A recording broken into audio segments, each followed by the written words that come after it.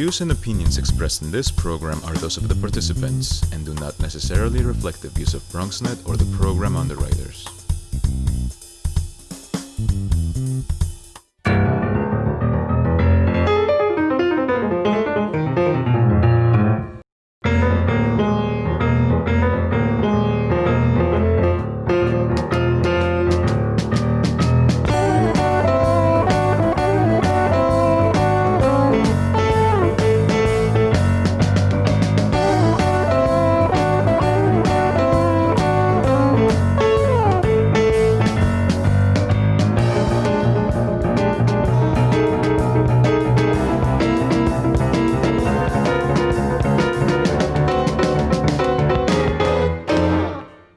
Good evening and welcome to Bronx Talk. Some of the estimates out there say that the number of food insecure New York City residents has doubled to about 2 million since the onset of the pandemic. And I want you to think very carefully about what that number means. If you have 8 million people, round numbers, who live in New York City, that means a quarter of them are food insecure. And of course, then you could start parsing it by borough, and you could see how difficult this problem might be in the borough of the Bronx. This has caused many providers to alter their way of operating and their way of thinking. And certainly it has impacted the people of the Bronx in many dramatic ways for themselves, for their families, and for their productivity, for their jobs. I mean, the trickle down is remarkable. So we thought we would talk about it because it's not really talked about, I think, enough. And we brought a couple of very important people with us. We'll first welcome Christina Hanson, who's the Executive Director of Part of the Solution, otherwise known as POTS, over there on Webster Avenue. Nice to have you with us, Ms. Hanson. Thank you so much. And also Dianne Johnson, who's the Director of Community Outreach Services for Catholic Charities. Ms. Johnson, thank you for joining us. Thank you. I should mention later on in the program, we're going to be joined by Angel Hernandez, who is president of the Huntington Free Library and Reading Room, one of many Bronx providers who's providing food. I mean, it seems simple, but it's a very dramatic problem. So let's start with you, Ms. Hanson. For people who don't know POTS, and I made a list of the services you provide. Hats off, congratulations, and thank you for all you do. But talk with me in general about POTS, and then let's hone in on the hunger problem as you see it. Absolutely. So POTS was founded in 1982 as a soup kitchen. So it's a place for people who are on the street at the time to gather and get a hot meal together. And over the years, we've expanded our service based off of the needs that have been presented to us by the community. So now we call ourselves a one-stop shop, and we have a whole range of services from showers to haircuts to people living on the street. We provide eviction prevention services for people who are housed and case management services, employment services. We have a food pantry. Last year, we served 1.1 million meals through our food pantry and our soup kitchen, which both continue to operate robustly today. And that number is going to increase to close to 2 million probably this year. One of the things that that you noted and I reflected when I went through your website, food pantry, mailroom, medical and dental clinic, workforce development, case management, whereas the beginning started as a food pantry or a soup kitchen, I guess you understood the nature of hunger to not be an isolated problem, that it was always connected to some of those other things. So why don't we talk about that? And then we're going to circle back and say, well, if that breaks down, we really have a hunger problem right now. So just talk about the connectivity between, treating people who are hungry with holistic services. Absolutely. So usually when somebody comes to us and says, we're hungry, we need a meal, there's also other challenges going on in their lives. So if you were just to feed that person, you may find that they remain homeless, or they have an untreated addiction, or perhaps need mental health services, or maybe they haven't accessed public benefits that they're qualified for because they don't realize that they can access those benefits. So there's a whole range of reasons why somebody might be hungry. It's more than just, I don't have food today. And so the important thing that we see is, yes, you need to address that person not having food today. but also make sure that you're addressing some of the other challenges that they're facing in their day-to-day lives to make sure that they can move from crisis to stability over time. Yeah, and the implications of what you're saying, certainly for now, when we know jobs are scarce and there are so many other issues, the whole thing can be impacted. So we're going to get back to you about that. I want to talk to Ms. Johnson, and also let's define what Catholic Charities does in the South Bronx. We should mention that POTS is located right near Bedford Park and Webster Avenue in the North Bronx. But Ms. Johnson, let's talk a little bit about Catholic Charities and the work you do on 152nd Street. Sure. Thank you, Gary. So Catholic Charities, just to expand beyond the Bronx a little bit, is a multi-service organization. So we have an array of services that range similarly to POTS regarding immigration, case management, eviction prevention, as well as youth development, some other workforce development services. But primarily in the Bronx, we have our food hub, which is really a small sort of mini warehouse, it's about 2,200 square feet, where we are able to uniquely kind of take in thousands of pounds of food a week and be able to redistribute a lot of that food to many of our partner programs, including POTS. We are really proud that we partner with the Food Bank, with City Harvest, with Goya, with USDA, and it really has allowed us to be able to support not just families, but communities and programs throughout the Bronx, as well as some of the other areas of New York.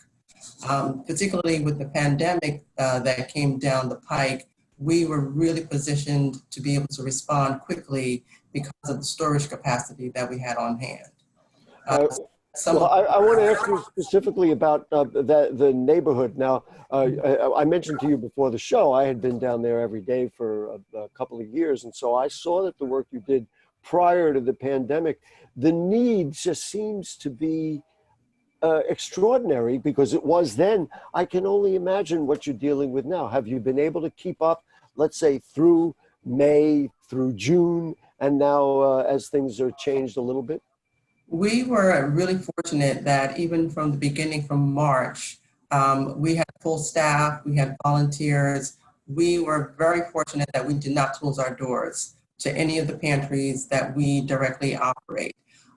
So we have been in full swing from March through today, where all of our food pantries were providing food, fresh produce, canned goods, and we really tried to ensure that the bags that we were distributing had enough meals in them to really sustain families, because we knew people had lost their jobs, they had lost their businesses, and many of them, what we were seeing, had never been on the food pantry line before.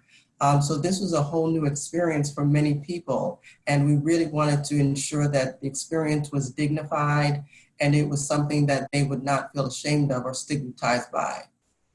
I'd like to get a sense from both of you. We'll start with Ms. Johnson and then go to Ms. Hansen about the size of the problem. And I'll tell you, among the things that inspired me to say we ought to do a program about it, I was riding my bicycle around the Jerome Park Reservoir, and I saw a line of about 30 or 40 cars lined up, and I really wasn't sure what it was about. I had an idea because the Kingsbridge Armory is right there, and I stopped and asked one of the drivers, and he said, "We're doing food delivery." And that really hit home for me, because I said, wait a minute, if you have 40 cars of people who are picking up food and delivering it to numbers of other people, this has got to be a problem that is larger than many people realize. So, Ms. Johnson, is there a way to characterize right now, and even for the previous few months, how serious the hunger problem is in the Bronx? And then Ms. Hansen, you're getting the same question. The issue in the Bronx, I think, was just really, really amplified significantly. Like you said, we've always seen lines going to the corner, around the corner, but this was where you actually saw the line wrap around the entire block. And that's something you really haven't seen in quite some time. And you see families coming in not just once, but almost every day. Typically, a family would come into a pantry once a month, and they would get enough food supply to really kind of sustain them for a few days. There were families that had to be on the line every day in order to really be able to put food on their table because there really was nothing else available. So that was something that we saw and that we have not seen in prior years. Ms. Hansen, what do you see over at Potts, and how has the pandemic impacted what you do?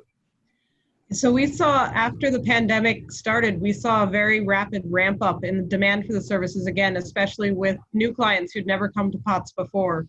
And we saw from April through the end of May and early June, we saw a tripling of the number of people who are coming each day to our facility. Tripling. I want to emphasize tripling. Three times as many. That's right. Yeah, at our peak, we're back down to double. So that's better, but certainly Can you characterize that number? Yeah. Yeah, we went from serving about 3,000 meals a day to serving between 10, 11. One day we served 12,000 meals in a given day. And so it was just an enormous quantity of food that was going through our doors. And the number of new people we were getting, a huge number of the families were new. They'd never come to Potts before. It was important to us to connect them with further services. So despite the fact that we had limited social interaction, we tried to find ways to make sure we could call them back. If they're new to needing food, get them connected with SNAP benefits, other services around the city. Because, Potts is, we do the best we can, but in order to keep people fed, there has to be a network of people, and being able to have Catholic Charities in our community and other agencies and the public benefits to connect people to is really important. I'll give you, our friends at the Riverdale Press did a story and said the Northwest Bronx Food Justice Project saw as many as 20 families every week who did not have reliable access to food. Now there are 200 families every day, which just unbelievable. Ms. Hansen, where do you get the food from? I mean, I know Catholic Charities talked about other organizations. Do you have enough? I mean, the demand seems endless. It must be quite an operation to keep food in place. Yeah, so we have a number of partners that help us out with food. So we get food from City Harvest. We get food from the Food Bank for New York City. Catholic Charities also delivers food around the Bronx, and we receive deliveries from them. During the pandemic, we got quite a number of hot meals from World Central Kitchen that really increased its response in New York City, and it was such a godsend to us in our community to be able to have those prepared meals. It allowed us to have the time and the ability to handle the pantry directly. We also buy food. We, receive grants from the state of New York from foundations for the purposes of running our pantry, and so we do acquire food from wholesale sites. And one of our recent grants has been really nice because it allows us to buy directly from farmers in upstate New York, which deepens the connection between the New York State farmers and the urban communities in New York State. It's interesting that you say that. With my producer, Stephen Powell, we've been discussing the notion of farmers markets and what role, and I believe an increasing role, they are playing in the delivery of food. And that's a whole other culture that we're going to talk about at another time. Let's ask Ms. Johnson the same thing. You talked about that you have a warehouse, you have the benefit of the warehouse, and you have many providers you work with. You have enough? Is the supply, is it never enough? What's your thought as you step back and look at what you're doing? Is there enough food?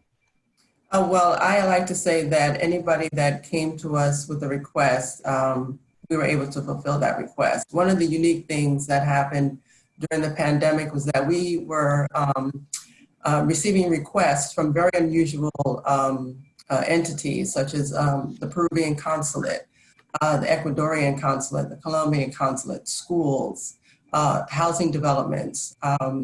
We were getting all kinds of requests from all over the city, really looking for food. And again, we were fortunate that we partnered with some of the similar organizations, such as City Harvest, Food Bank. And so we were able to really have that food available, where we had thousands and thousands of bags available to be delivered across the city. From March on through July, we have probably served about 900,000 meals, which is really a unique issue because within 1 year, we usually serve about 4 million meals. So that is really telling you that within 5 months period, there was such a demand and increased need for food that it really was an extraordinary situation. I want to bring on a friend of mine who many people know because he's been around the Bronx doing a lot of things for a long time. He is the president of the Huntington Free Library and Reading Room. And so I don't know if we can get Angel Hernandez on here with us. There he is. Angel, are you with us? Nice to have you with us, sir. Thank you. Thanks for having me, Gary.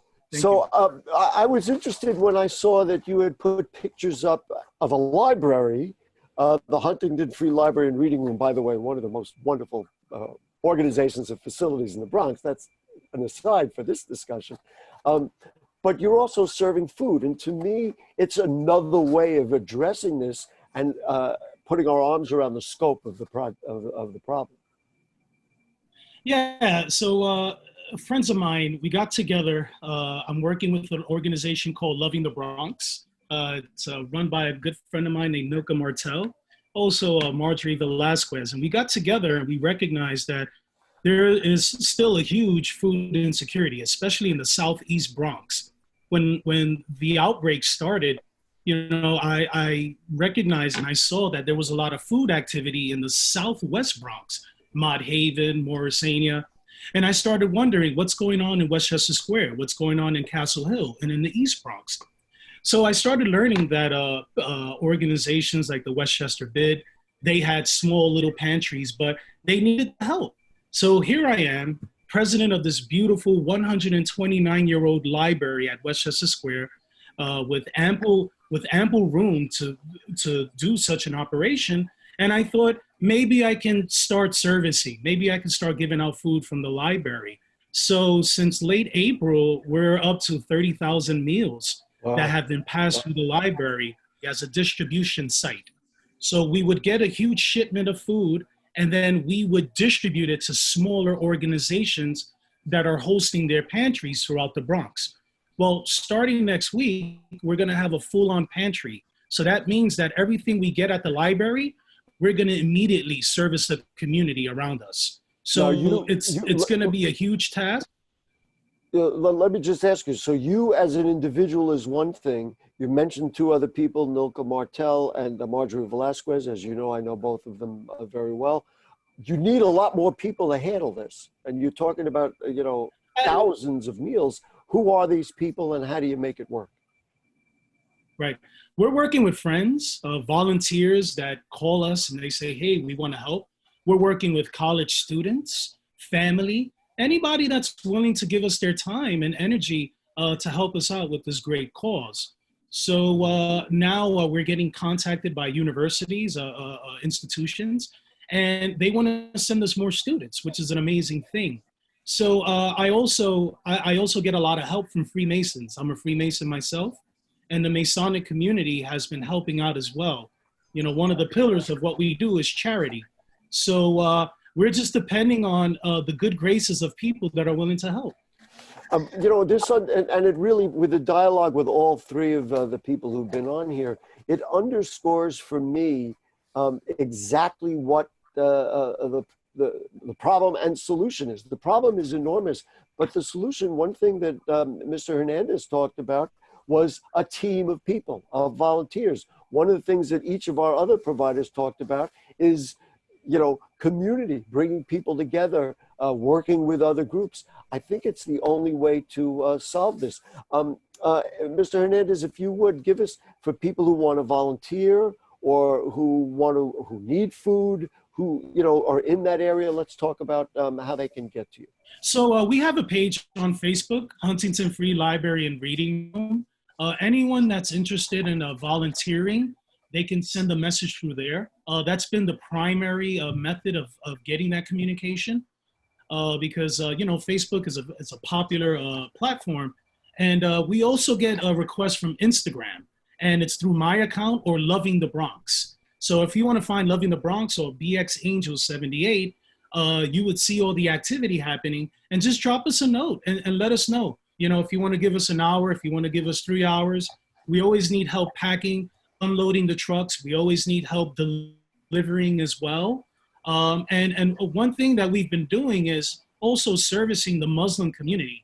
there are a lot of pantries that are not serving halal meals. And when we started this distribution, we were working with different organizations and businesses that sell this type of meat.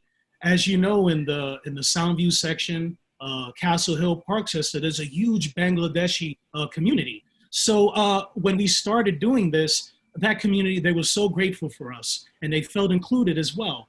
Well, So yeah. Angel, this really is a Bronx story to me. I mean, if we don't recognize who we are, and if we have needs, don't serve those people or make assumptions, we're lost. So Angel, you can stick around for a little while. Ms. Hansen, I want to ask you a little bit about what you heard there. And now, how are we going to address this and solve it? I realize these are connected problems with the economy, with all the other things that we're all dealing with. Is there an end to it? Is there a way to lessen it? And you could be as political as you want, however you want to address that. But let's really roll up our sleeves, because I'm always interested in solving problems. We know what the problems are.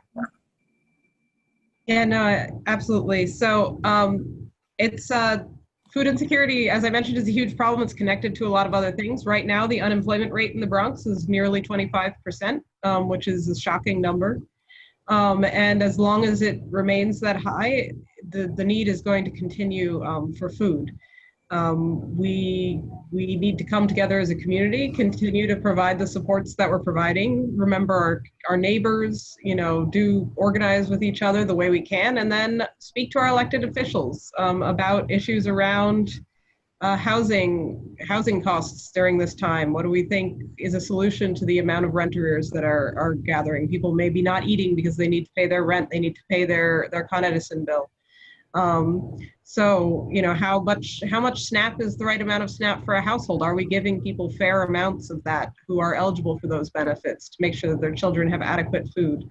And how are the impacts of having children not in school mean for their eating at home? And are we really thinking about that and addressing that through the levers that we have available? So I think it's a combination of both political and then also just rolling up our sleeves and doing things with our neighbors. Angel's point to me was fascinating, because here's a library. This isn't an institution that works on hunger, but people are not going to be able to read if they can't eat. It's like the foundation has got to be somewhere. So Ms. Hansen, Ms. Johnson, we're going to ask you both of the same question. So what do you think? Is this, does it get enough attention? Is it up the priority scale for leaders and media and everybody else? I think we've been fortunate over the last few months that it has gotten a bit more attention because of the pandemic, because of everything that's been happening and our concern for our community members at this time. But I think it's important to remember that even when there isn't a pandemic, this has been an issue in the Bronx, ongoing, and it's one that will, without some kind of addressing it, that's going to continue to be a problem, and it shouldn't be forgotten. As hopefully things improve in our community as the pandemic, perhaps at some point we won't be in pandemic land. So it's one of those things where I think we just need to remember at all times that it continues to be an issue, and it can be scary to hear about, right? Sometimes when you hear about people's stories of hunger, of difficulty, it can be scary for yourself to think about, what might happen to me in those types of circumstances, and so it may not have the kind of uptake but it's, if we can remember our neighbors and remember to love our neighbors, I think that's a big part of it. That's a good start. You heard that from Mr. Hernandez. Ms. Johnson, let's do the two questions for you. First of all, what solves this? Does how do you look at the world and say, wait a minute, we're doing this, we'd rather not have to. What do we do to solve it? I think it goes back to, again, building community, because we can always try to advocate on a legislative level. We can always advocate on the federal level. Sometimes it really starts at the grassroots, similar to what Angel is doing in the Bronx. You really have to start with your family, your community, your immediate circle, and really build from there. And, we did the same thing, where we created this sort of food hub in the Bronx, just like Angel did, where we had a vacancy, we had a space that was not being utilized. We knew that there were programs and communities that needed food, and we wanted to be that intermediary where we would be able to hold the capacity of getting that food and getting it out to programs and communities. So I think it just starts with looking around yourself, looking at what resources you have available to you, and really building on that. And hopefully that will kind of create a bit of a stir that will be noticed by others who can be more influential. I'm very interested in the interconnectivity about the issues, something that Ms. Hansen brought up earlier, about the fact that, we're not going to solve this unless we get people jobs. So the people providing the food, thank you very much, and you're doing the right thing. But we're not going to do that unless we really, especially now, invest in that infrastructure. Ms. Johnson, let's do some contact info. If people want to get in touch with you, or Catholic Charities, or, they say, you know what, I really could use some help, or somebody to talk to, or any number of things. How do they get to you? Well, on Facebook or Instagram, it's Catholic Charities NY, Catholic Charities NY on Facebook or Instagram. We are also on our website is www.org, catholiccharities.ny.org. Okay, we can do that. People in the Bronx who are in the know if they want an opinion on something, they talk to Angel Hernandez. So I'm gonna ask Angel the same question. Really, what do you see as the germ, or the silver bullet that's really going to push this forward, so you have less people to feed at the Huntington Free Library? Well, in my other capacity, I'm a director of government relations at the New York Botanical Garden. And a lot of help is going to happen from the top down. We're dealing with a lot of budget cuts in the city. There are a lot of institutions that are facing closure. And if we don't get any federal bailouts, or any help to the cities, to the localities, nothing's going to happen on the local level. It has to start from the top. So what we're doing, the grassroots effort, it's kind of working from the bottom up. So although we can't offer a job, but we have the resources, we have a library, we have the sources and the tools that can help you, and also we can feed you. So that's one thing that someone that just lost their job doesn't have to worry about. All they need to do is just show up in the library and say, listen, I need food for my family. There's no shame. We don't ask any questions. Got it. Angel, thank you so much for joining us. Ms. Johnson, thank you. Christina Hansen, we're going to give you the final word. Just talk to us about how people get in touch with POTS and to utilize some of the services because these are just so important, especially now. Absolutely. So we also have Facebook, Instagram, potsbronx.org. It's Pots Bronx is our handle. And then our website is potsbronx.org. You can find out information about our hours and services there, or you can just show up to 2759 Webster Avenue and we'll see what we can do for you. People talk about heroes during this day and age, and we have 3 of them on the program. These are people who are, if you don't have food for your family or yourself, it's hard to do just about anything. And so Dianne Johnson from Catholic Charities, thank you. Christina Hansen from POTS, thank you. And Angel Hernandez from the Huntington Free Library and Reading Room, thank you. And we thank our producer, Stephen Powell. We'll be back next week with more Bronx Talk. And of course, on the Bronx Buzz, we're here. Check out BronxNet every day. Have a great week. Good night.